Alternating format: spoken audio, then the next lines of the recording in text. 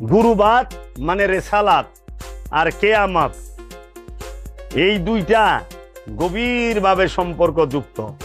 কেয়ামত আর রেসালাত, বাংলায় যদি কেউ গুরুবাত পুনর্জন্মান্তরবাদ। মানে আমরা তো জন্মান্তর মানব না, আমরা যে মইরা যায়া কবরে হুমু আর জীবনে উঠব না, মনকার ডাকিরাই সা উঠাইব চাচা মিয়া উঠেন। 4টা প্রশ্নের জবাব দেন, 3টা প্রশ্নের জবাব দেন। 3টা প্রশ্ন করবো না, মান রাব্বুকা, মান দিনুকা, মান নবিউকা। আচ্ছা, নবিউকা তো কইব না, মা কুনতু তাকুলু হাযার রাজুল, তুমি তোমার রসুল সম্পর্কে কি ধারণা করতা? 3টা প্রশ্ন করব। এখন কথা হইল, প্রশ্নটা করব কারে? মরাল আছে রে না জীবিত? তাহলে এই জান্নাতি মানুষ হইবার চায় না, মানুষ জাহান্নামে থাকতে ভালোবাসে, খালি মুখে কয় জান্নাত চাই, মানুষ মরবার চায় না কিন্তু জান্নাতে যাইবার চায়। দেখেন না শুক্রবারে দোয়া করে, তারা দেহ ত্যাগ করছে, তারা মানুষের হেদায়েতের জন্য আবার আসবে, তখনই সে মাদার জাত ওলি হয়ে আসে যে আমি মায়ের পেটের থেকে ওলি হয়ে আইছি, আমি খান্নাস মুক্ত হয়ে আইছি। আর অনেকে আছে যে সাধন ভোজন কইরা সে অলিত্ব হাসিল করছে, আবার অনেকে আছে যে অলিত্ব হাসিল করতে পারে না, জবরুত মুকামে যায়া কামালিয়াত হাসিল করতে পারে না, জাবরুতে যায়া ইন্তেকাল করছে। আবার তার যে পুনরাগমন হবে সেইটাও জাবরুতের থেকেই শুরু হইব। এর লেগা বাবা, আমার বাপে কামেল পীর পাইছে 45 বছরে, আমি জাবের কামেল পীর পাইছি 24 বছরে, আমার ছেলে সিনানাথ সে কামেল পীর পাইছে জন্মলগ্ন থেকে, জন্ম হইয়াই কামেল পীরের বিছনায় হইছে। আমার পীর বাবা জাহাঙ্গীরের বিছানায় হইছে, আমার পীরের আওলাদ বাবা বেদমর্থির বিছানায় হইছে, ছায়া দেখছে কামেল পীরের চেহারা। তা আমার থেকে আমার পোলা 24 বছরাও গায় না, আমি আমার বাপের থেকে 15 বছরাও গায় না, তাইলে এটা কি সেরা নসিব না? আমার ছেলেটা যে নসিব লই আইছে, ও আয়াই কামেল পীর গো চেহারা দেখতেছে, সাধু গুরু গো সঙ্গ পাইতেছে। আর অনেকে 60 বছর হয়ে গেছে মাত্র সাধু গুরু দেখছে, অনেক বুড়ারে সাধু গুরুরা, বুড়া সাধু গুরুর সামনে বুড়া আয়া পারে না জুয়ান গভীরে। তাহলে তার নসিব কি এক? এর জন্য কামাই সব কিছু করে। এর জন্য আমার ওই ছেলেগুলা, যে ছেলে পেলেরা ওই ছোট্ট বয়সে ও মোস্তফার ভাইয়ে, তোর বাবার থেকে না হইলেও 50 বছর আগে আছে অন্তত। কে রে ও যে বয়সে সুফিজুমে ঢুকছে, এই বয়সে অনেকে বাপ মার ই বুঝে না, সুফিজুম তো বুঝবো অনেক দূরে। এইটা কি বলন্দ নসিব নয়? তো বাবা গো, সততা এইটা মহামূল্যবান উপহার খোদার দেওয়া। সস্তা লোকের কাছে সততা আশা করা ভুল। সস্তা লোকের কাছে যে সততা আশা করে তার মতো বোকা জগতে নাই। ওয়ারেন বাফেট বলছে বিশ্বের 3 নাম্বার ধনী মনে হয় সেই। কারণ তুমি সস্তা লোকের কাছে সততা খোঁজো কেন? যে বিক্রি হয়। তুমি এজিদের কাছে সততা খোঁজো, ইবনে জিয়াদের কাছে সততা খোঁজো, ইবনে জিয়াদ তো বিক্রি হয়, ওমর ইবনে সাদ বিক্রি হয়, সীমার বিক্রি হয়। তুমি সততা খুঁজবা হাবিব বিন মাজাহিরের কাছে, যে মাওলা হুসাইনের দুস্থ, দুস্থের লেগে জীবন দেয়া দিছে। দেখো তো, এটা তাকে খোদা উপহার দিছে।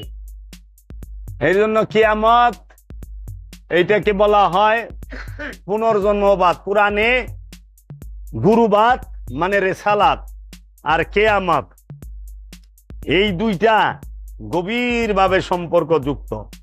কেয়ামত আর রেসালাত, বাংলায় যদি কেউ গুরুবাদ পুনর্জন্মান্তরবাদ। মানে আমরা তো জন্মান্তর মানব না, আমরা যে মইরা যায়া কবরে হুমু আর জীবনে উঠব না,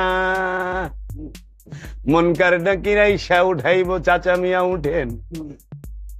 4টা প্রশ্নের জবাব দেন, 3টা প্রশ্নের জবাব দেন। 3টা প্রশ্ন করবো না, মান রাব্বুকা, মান দিনুকা, মান নবিউকা। আচ্ছা, নবিউকা তো কইব না, মা কুনতু তাকুলু হাযার রাজুল, তুমি তোমার রসুল সম্পর্কে কি ধারণা করতা? 3টা প্রশ্ন করব। এখন কথা হইল, প্রশ্নটা করব কারে? মরাল আছে রে না জীবিত নফসে রে? কোনটা রে? উত্তর কি নফসে দিব না লাশে দিব? লাশে উত্তর দেয়। লাশে উত্তর দিলে তো যখন এলাকার মানুষ আইসা লাশের কাপড় খুলে, হয় বেটা কি করত, তোর কি শরম লজ্জা নাই? আমি তো চাচা লাগি, কাপড় খুলস। এলাকার মানুষ গোসল দেয় না? বাইস্তেরা, বাইকনেরা, ভাই বেড়াদাররা, দাদা নানারা গোসল দেয় না? মেয়েদেরকে, মেয়েরা ওই যে নাতি নাতপুররা বইনেরা করায়। তো এমন কোন জায়গা আছে যে এই জায়গায় বেলেট চালায় না? মোরায় কথা কয়? কে কথা কয় না? কারণ ওটা তো মরা লাশ, ওনে নফস নাই। কথা তো কইব নফসে, লজ্জা তো পাইব নফসে, স্বাদ নিব নফসে, দেখবো নফসে, শুনবো নফসে, খাইব নফসে, হাঁটবো নফসে, বলবো নফসে, সব নফসে করে। এর লেগে নফস নাই। লঙ্গি খোলাইলেও কিছু কয় না, উপটা করলেও কিছু কয় না, শীত করলেও কিছু কয় না, গেটি ধরে ঘুরাইলেও কিছু কয় না। এক দিবে আতর এক সুটে বুগল তলায় মাইকা দেয়, হাই হাই রে, কিচ্ছু কয় না। আর ওই এক দিবে আতর আপনার বুগল তলা ওখানে মাইকা দিয়ে খুইলে এনতে শিকার পারতে পারতে বাইর যাবেন। কারণ এত দগ জ্বলা যাবে ওই জায়গা। এটা তো খাঁটি আতর না, এটার মধ্যে কেমিক্যালটা বোঝায়, কিন্তু মরায় মাতে না। যে হারে করপুল ঢুকায়, আচ্ছা আপনার মধ্যে অনেক নফস আছে, নাকদা তুলা ঢুকাই ফাটাইয়া দিব সটকে না, কি করস তুই, আমরা মারবি নি? আর যাইতে কান দিয়া নাকদা তুলা ঢুকাই দেয় না, জানি হাওয়া লিক কোনা হান্দা না হয়, ভালো করে আটকা। হ্যাঁ, লাশ জিন্দা থাকবো কেমনে? নামই তো লাশ। লাশ জিন্দা থাকে না। লাশ সে রসুল প্রেমে, আল্লাহর প্রেমে যখন সে পুইরা খাঁটি হয় তখন সে আর পচে না, পুক্ত হয়ে যায়। যেরকম মাটি থেকে এটা তৈরি, এটা ওই মাটিটারে ভালো করে পুরেন। এটা যে প্রথম এটা তো মাটির চাকাই, কিন্তু ভালো করে পুড়লে মাটির ভিতরে 100 বছর থাকলো ইটা মাটিতে খাইতে পারে না, ইটা আর মাটি হয় না।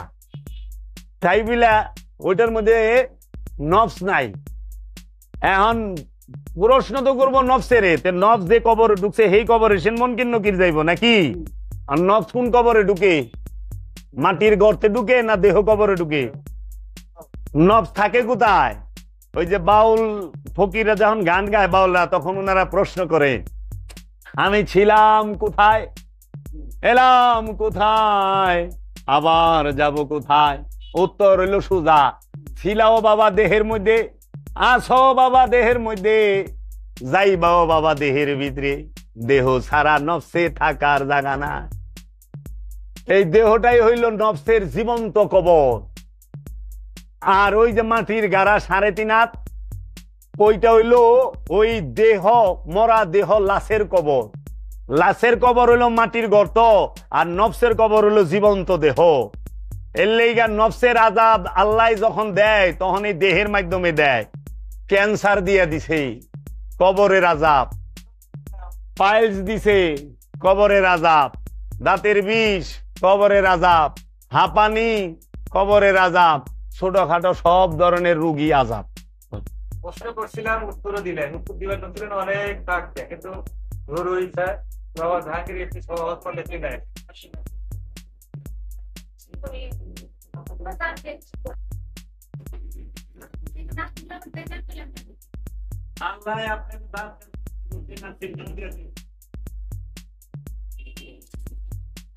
সৃষ্টি করছে গুণ দিয়া, সিফাত দিয়া। এই সিফাতকে আপনি নষ্ট করছেন, গুণাবলী নষ্ট হয়। জাত দিয়া তো আপনি সৃষ্টি করে নাই, আপনি নিজেই কইছেন জাত সৃষ্টি না, জাত হইল স্রষ্টা। সিফাত হইল সৃষ্টি, সিফাত সে সৃষ্টি, জাত স্রষ্টা। এর জন্য জাত সবসময় সৃষ্টি করে। আল্লাহ স্রষ্টা, রব স্রষ্টা, মুহাম্মদ সাল্লাল্লাহু আলাইহি ওয়াসাল্লাম স্রষ্টা। আল্লাহর প্রকাশিত বিকাশিত রূপের অপর নামই মুহাম্মদ। আল্লাহ যখন প্রকাশ হয় তখন তাকে মুহাম্মদ বলে, রব যখন প্রকাশিত হয় তখন তাকে মুহাম্মদ বলে, আহাম্মদ বলে। এর জন্য মুহাম্মদের প্রশংসা। মুহাম্মাদের প্রশংসা আল্লাহ করে, মুহাম্মাদের প্রশংসা মানুষ করতে পারে না, কারণ মানুষ মুহাম্মদ সম্পর্কে জানেই না। তুমি যেটা জানো না তার কি প্রশংসা করবা? হ্যাঁ, তুমি আল্লাহকে জানো, আল্লাহর প্রশংসা করো। এর লেগা আল্লাহ কইছে যে এমন এক হাবিব আমি প্রেরণ করিব, এমন এক রসুল প্রেরণ করিব, দেখবো আপনারে, চিনবো আমারে। রসুল আপনার হাত আমার হাত, রসুল আপনার জবান আমার জবান, রসুল আপনার নজর আমার নজর, রসুল আপনার দিনই আমার দিন। আই হায়, আল্লাহর দিনই রসুলের দিন, রসুলের দিনই আল্লাহ।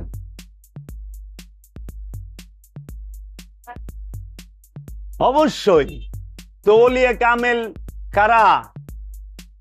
মৌলানা রুম বলছে পীরেরা জাতে খোদা এক না দিদ, নাই মুরিদো নাই মুরিদো নাই মুরিদ। পীরের জাত খোদার জাত, আল্লাহর জাত। পীরের জাতকে আল্লাহর জাত যে মনে করে না সে মুরিদি হইতে পারে না। দেখতে শুনতে দেহ আকৃতিতে মহানবী আরবের মানুষের মতোই ছিল, দেহ আকৃতিতে। তারও একটা নাক ছিল, আরবের মানুষেরও একটা নাকই ছিল, তাহারও দুইটা চোখ ছিল আরবের মানুষে। পার্থক্যটা কোথায়? নবী আর রসুলের মধ্যে পার্থক্য কিসে? দৈহিক আকৃতিতে? আরে না, ওইটাই হলো সীমিত সাধারণ পার্থক্য। পার্থক্য হইল জ্ঞানে আর গুণে, লক্ষ লক্ষ যোজন পার্থক্য। জ্ঞান আর গুণ, রসুল আল্লাহর জ্ঞানে জ্ঞানী, আর মানুষ আমিত্বের জ্ঞানে জ্ঞানী। আমিত্বের তো জ্ঞান না, আমিত্বের হলো খায়। এর জন্য নফস আর রুহের রহস্য বুঝবার জন্য কোরআন সর্বক্ষণ তাগিদ দিছে। মানারাফা নফসাহু ফাকাদারাফা রব্বাহু, যে তার নিজের নফসকে চিনছে কোনো সন্দেহ নাই সে তার রবকে চিনছে। আবার কোরআনে বলছে সূরা মায়দার 105 নম্বর আয়াতে, ইয়া আইয়ুহাল্লাযীনা আমানু আলাইকুম আনফুসাকুম, হে আমানু তুমি তোমার নফসের খবর নাও। আল্লাহ সূরা বাকারায় বলছে তানসাউনা আনফুসাকুম, তোমরা কেন তোমাদের নফসকে ভুলিয়া যাও। নফস সম্পর্কে 300-র কাছাকাছি আয়াত আছে, আমার কাছে 300 আয়াত আমার কাছে লেখা আছে, উঠাই না আছে। আমি যদি ইচ্ছা করি এখন এই 300 আয়াত একাধারে বইলা দিমু কোন সূরার কত নাম্বার আয়াত, কারণ জীবনের একটা লম্বা সময় এই রু নফসের এই রহস্য ঘাটতে ঘাটতে গবেষণা করতে করতে কাটছে। রুহ সম্পর্কে 21টা আয়াত আছে, লয়ে আইছি যে যদি এইরকম কোনো জ্ঞানী থাকেন একটু দয়া করে আইবেন, যদি শিখাই দেন আল্লাহর ওয়াস্তে শিখা যামু, আর যদি শিখায় না পারেন দয়া কইরা চুপ কইরা থাকবেন, শিখায় যামু, দেখায় যামু। কারণ সত্য আপনি চান, সত্য আমি চাই, আমাদের লক্ষ্য উদ্দেশ্য সত্যের। এর জন্য আমাদের উদ্দেশ্য কি? আল্লাহর নৈকট্য। আমাদের উদ্দেশ্য কি? নফসের পবিত্রতা। আমাদেরকে তো আল্লাহ এই বাড়ি গাড়ি এই ক্ষমতার অধিকারী হওয়ার জন্য পাঠায় নাই। আল্লাহ আমাদেরকে পাঠাইছে যে আল্লাহর রহস্য জগতের জ্ঞান অর্জনের জন্য। এই যে অনেক কতটি মানুষ আছে না পাইকারিদের বলে আল্লাহ সৃষ্টি করছে সব, আল্লাহ সব সৃষ্টি করছে। আল্লাহ সব সৃষ্টি করে নাই, আল্লাহ সর্বশ্রেষ্ঠ স্রষ্টা, আল্লাহর উপরে কোনো স্রষ্টা নাই। আল্লাহ কি এই দরজা কি আল্লাহ সৃষ্টি করছে? এই মোবাইল আল্লাহ সৃষ্টি করছে? এটা মানুষে বানাইছে। আপনি যে জুতা পরেন, এই জুতা কে সৃষ্টি করলো? মানুষে করছে না? কাপড় পরেন, কাপড় তো আল্লাহ সৃষ্টি করে নাই, কিন্তু আপনার নফসটাকে আল্লাহ সৃষ্টি করছে, আপনার দেহটাকে আল্লাহ সৃষ্টি করছে। এইটা সৃষ্টি করার ক্ষমতা কেউর নাই। এর লেগে আল্লাহ হলো সর্বশ্রেষ্ঠ স্রষ্টা। আল্লাহ যা পারে অন্য কেউ তা পারে না। মানুষ যা পারে আল্লাহ কইলে আবার তা পারে না। পারে? হিটলার 2 কোটি মানুষ মারছে নিজের স্বার্থের লেগা, আল্লাহ কি মারছে? আল্লাহরে যে মানে না হেরে কি আল্লাহ মারে? তাহলে তো অক্সিজেন বন্ধ করে দিত। এর লেগা আল্লাহ সবকিছু করে না, কিছু কাম শয়তানেও করে। এর লেগা আল্লাহ হেদায়েত করে উসিলা দিয়া, পথভ্রষ্ট করে উসিলা দিয়া। শয়তানের উসিলায় পথভ্রষ্ট হয়, আদমের উসিলায় আল্লাহওয়ালা হয়, তাই না? যে নফসের যে সাজা ভোগ করার আগে বুঝে অন্য হুকুম থাকতে হবে।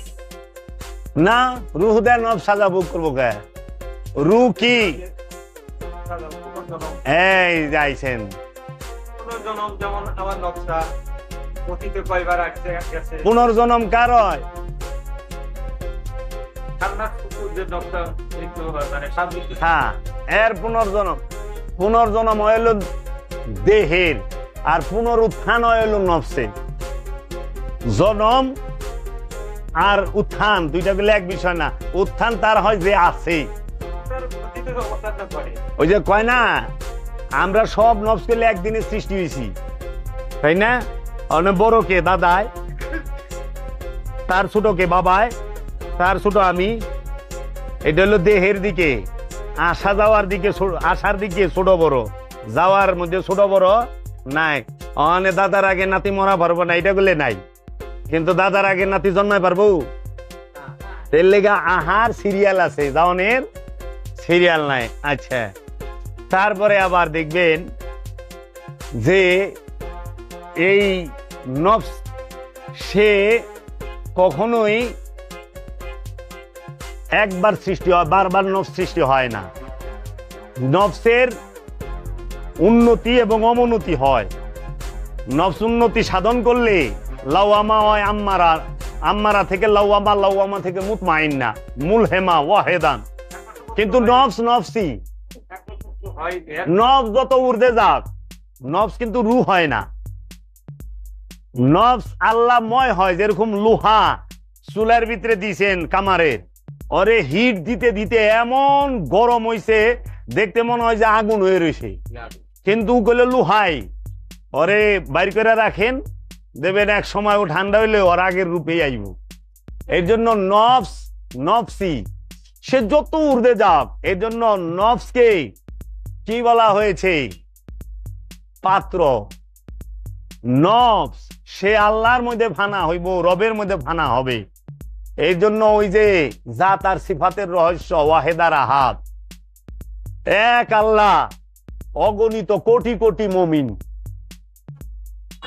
আমরা সিফাত, আল্লাহ জাত, কোটি কোটি মুমিন। আল্লাহ একজনই, কোটি কোটি মুমিনের মধ্যে প্রকাশ বিকাশ। রূহ একটাই, কিন্তু নফস অনেক।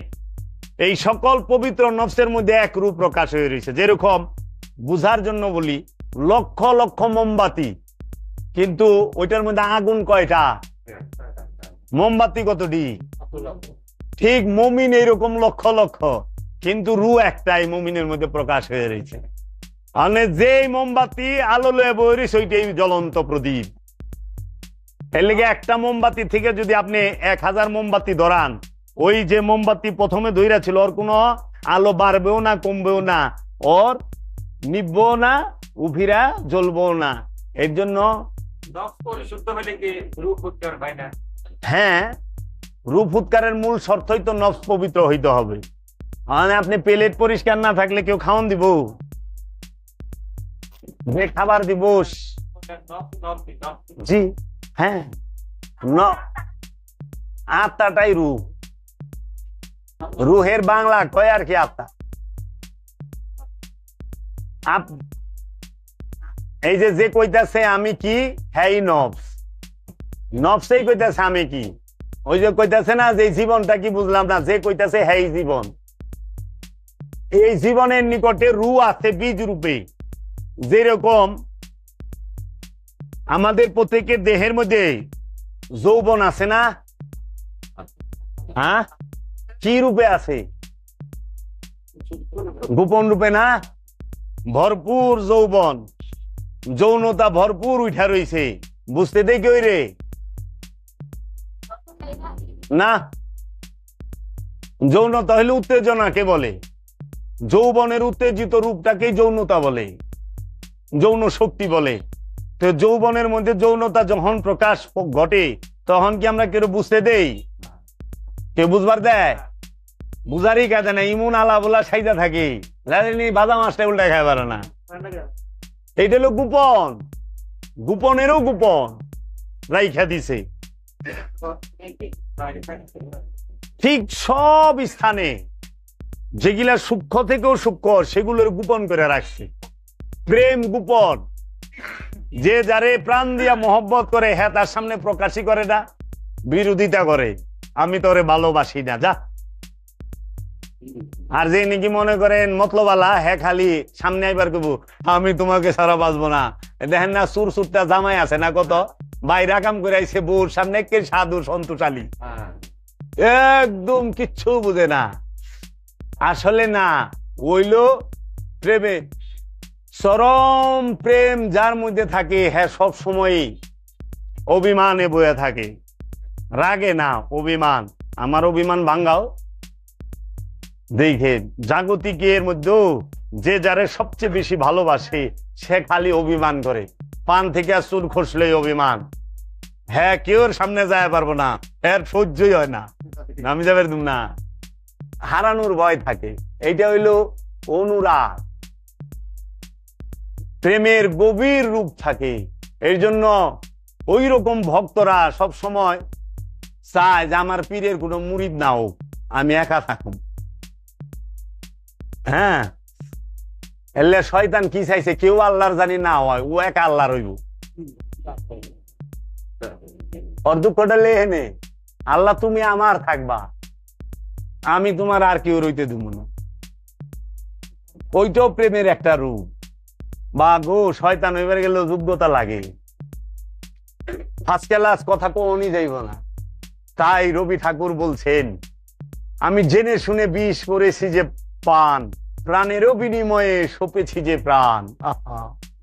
আমরা যাই না হই না বিষ পান করছি, প্রাণের বিনিময়ে প্রাণকে সইপা দিছি।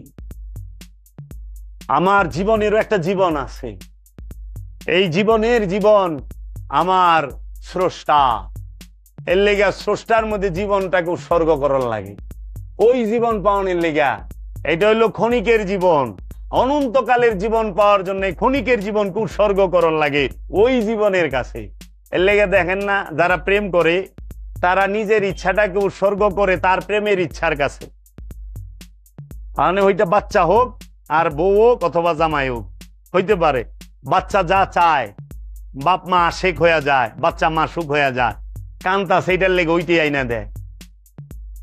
নিজের জ্বর চিন্তা নাই, বাচ্চার জ্বর মহা চিন্তা উঠা গেছে, কারণ প্রেমের জ্বর আইছে, তার মহব্বতের জ্বর আইছে, এর লেগে সে সইতে পারতেছে না।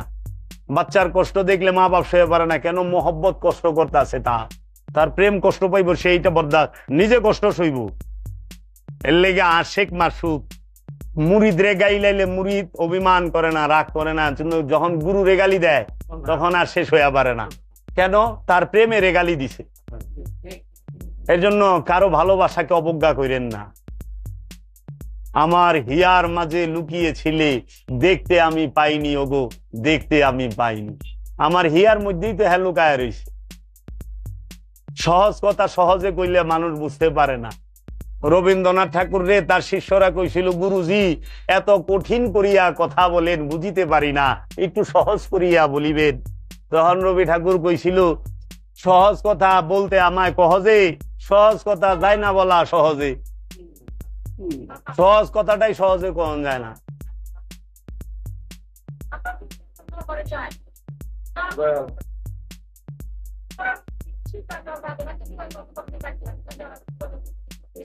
ওলি সারা অন্য কোন স্থানে সেজদার জায়গা নাই, আমি কোরআন থেকে পাইছি।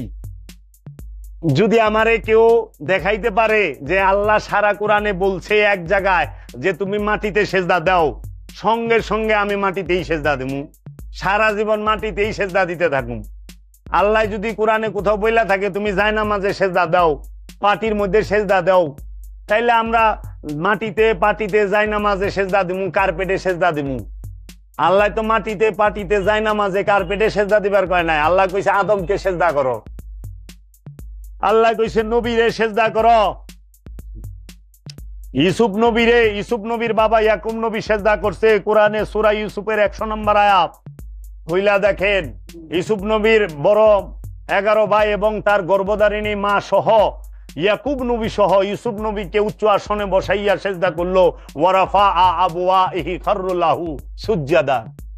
খাররুলাহু তাহারা লুটাইয়া পড়িল জমিনে সেজদায়।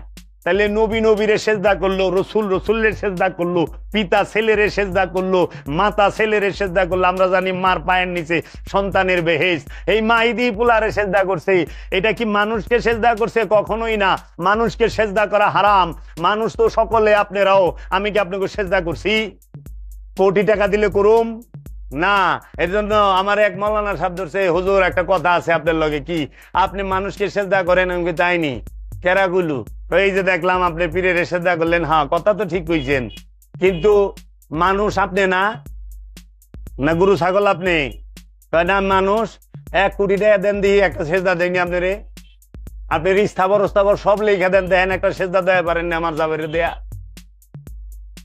আমি পীরের সেজদা করছি, মানুষরে করি নাই। কারণ পীরকে সেজদা করতে আল্লাহ হুকুম করে থুয়ে দিছে।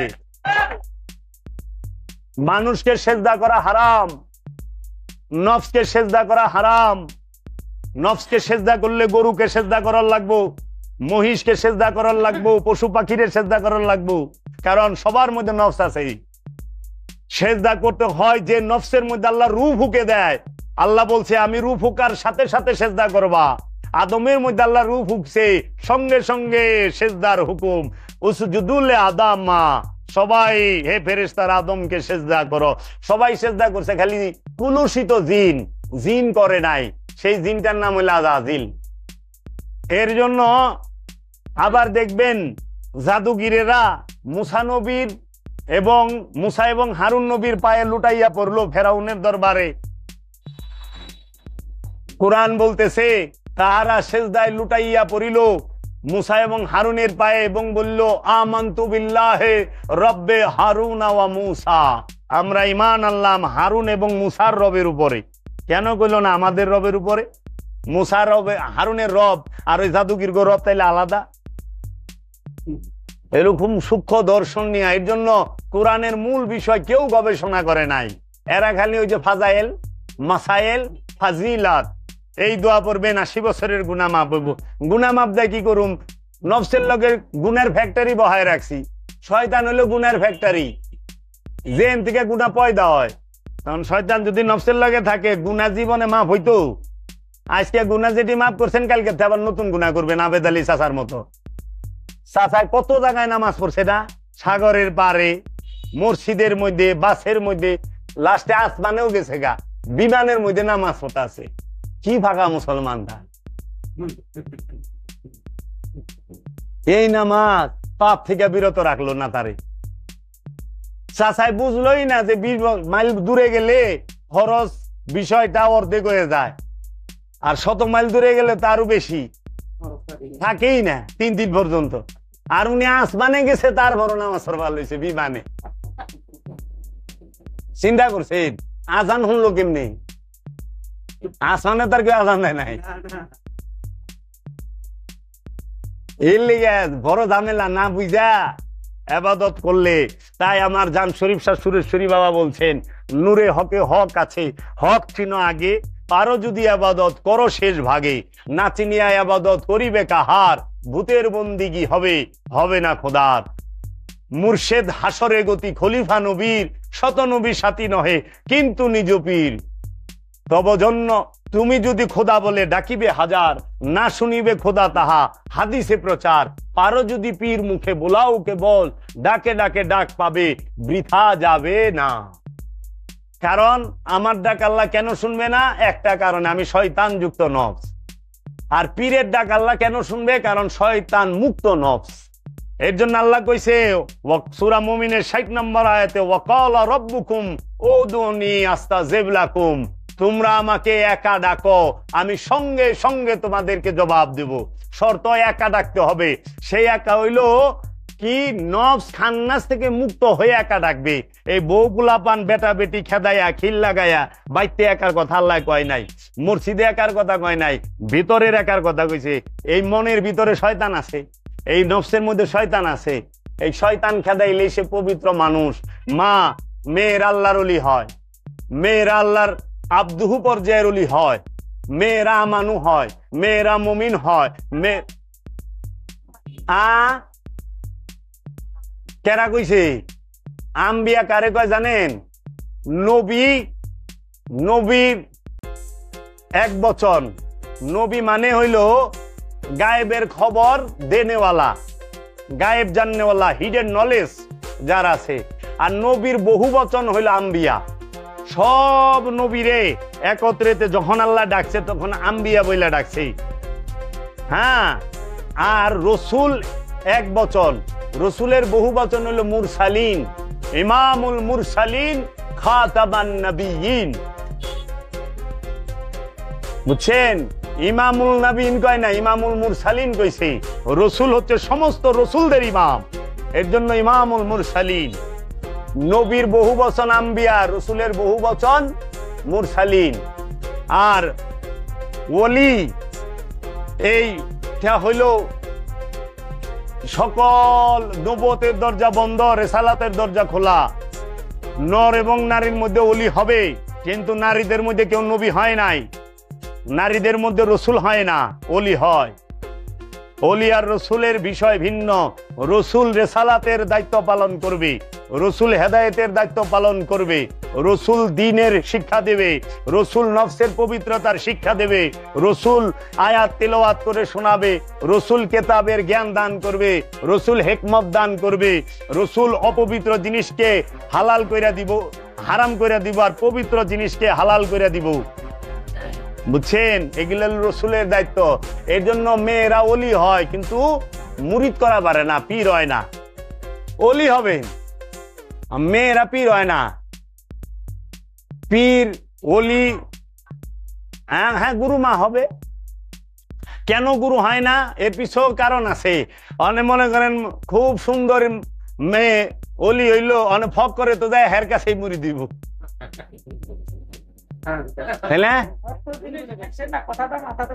করে দেয় হের কাছেই মুড়ি দেব।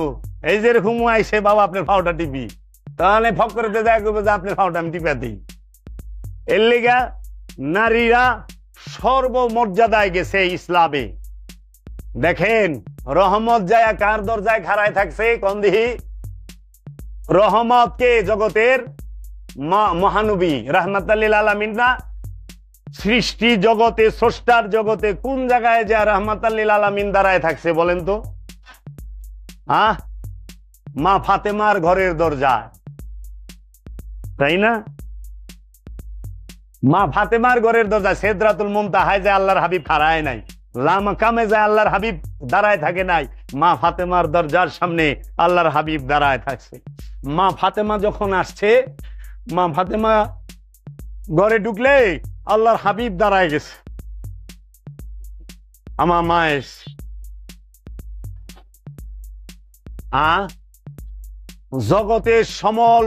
জগতের সকল অলিরা ইমামরা মা ফাতেমার ঘরে থেকে আইছে। অলি গো মা, ইমামের মা, সৈয়দের মা, মুহাম্মদ সাল্লাল্লাহু আলাইহি সাল্লামের মা, তাই তাকে বলা হয় জগৎ জননী। কারণ জগৎ জননী কেন? তিনি সবার মা। এলে আমরা মা ফাতেমা কই। ওই যে অনেক মোল্লা কয় না মা ফাতেমা বলে শিরিক বিদাত, বলে যাবে না। হ্যাঁ, রসুলের স্ত্রী উম্মুল মুমিনিন মেয়ে মা হয় কেমনে? আরে তুই এই রহস্যই বুঝবি না। 12 বাড়ির ভাত খা মাথার তার গেছে সিরে। রহস্য কই থেকে বুঝবো? সকল নারী কি এক? সকল মা কি এক?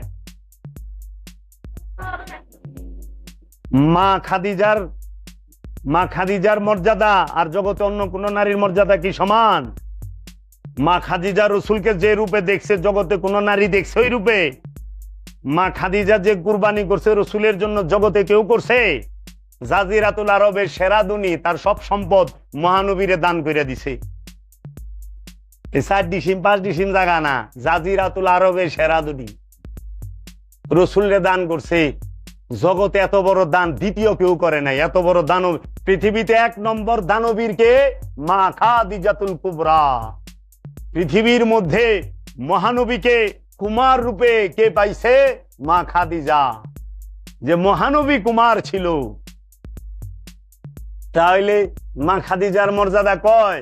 মা খাদিজার স্বামী সরকারে দু আলম, মা খাদিজার কন্যা মা ফাতেমা, মা খাদিজার মেয়ের জামাই মাওলা আলী কারামাল্লাহু ওয়াজহু, মা খাদিজার নূরের সন্তান মাওলা হাসান মাওলা হুসাইন, মা খাদিজার রক্তের নাতি মাওলা হাসান মাওলা হুসাইন।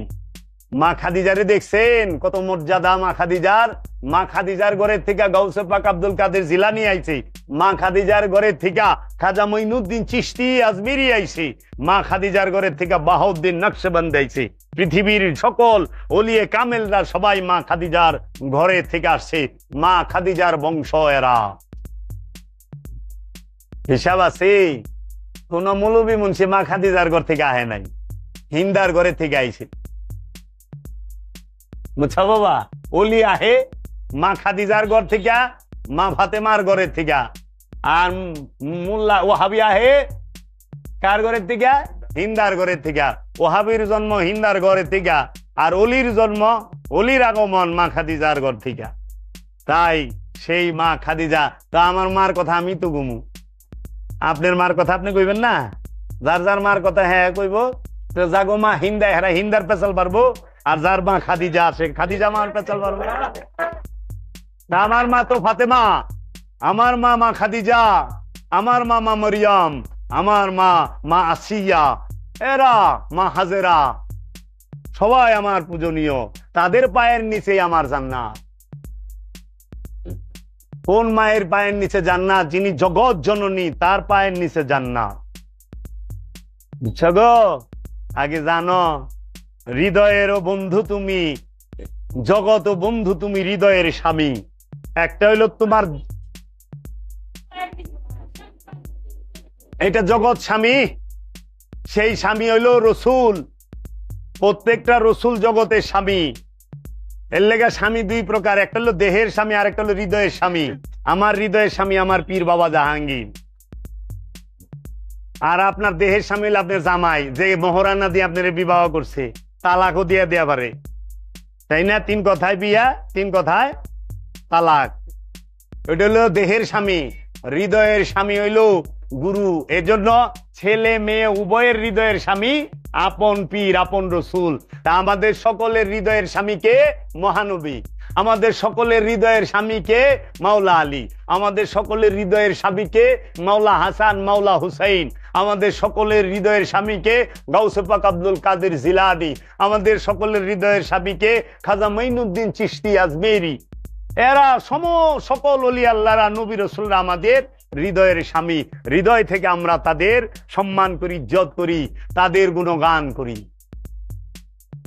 তো হৃদয়ের স্বামীও বুঝে না, দেহের স্বামীও বুঝে না।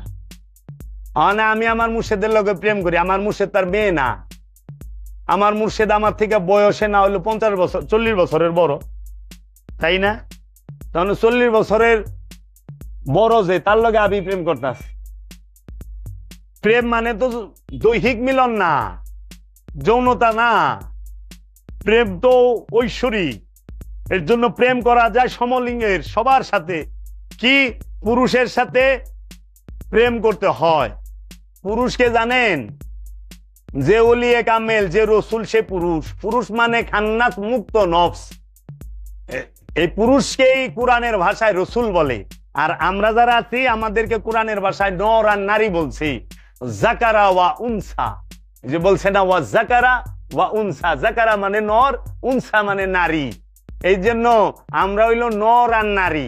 এই নর আর নারীকে আল্লাহ পুরুষ হইবার কইছে, মানে খান্নাস মুক্ত হইবার কইছে। এই জন্য আল্লাহ কইছে, যে পুরুষ সংসারের কর্তা, রাষ্ট্রের কর্তা, সেই রাষ্ট্র উন্নত হবে।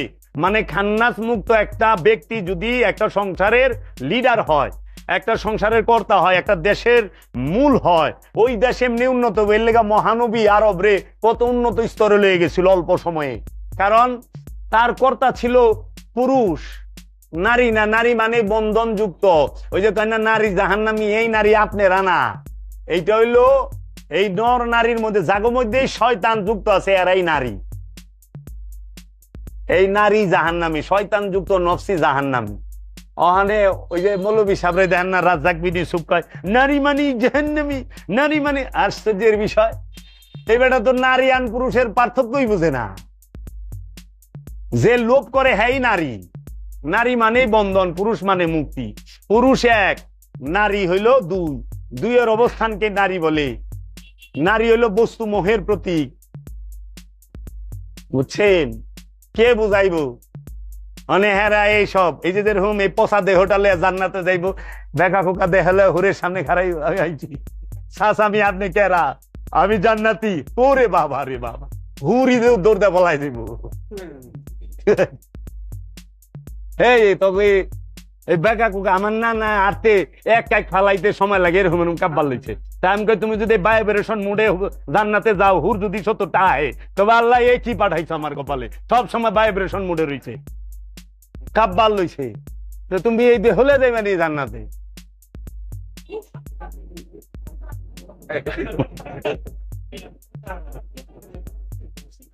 মা আজকাল লেগে থাক, আমার একদিন আইলে গো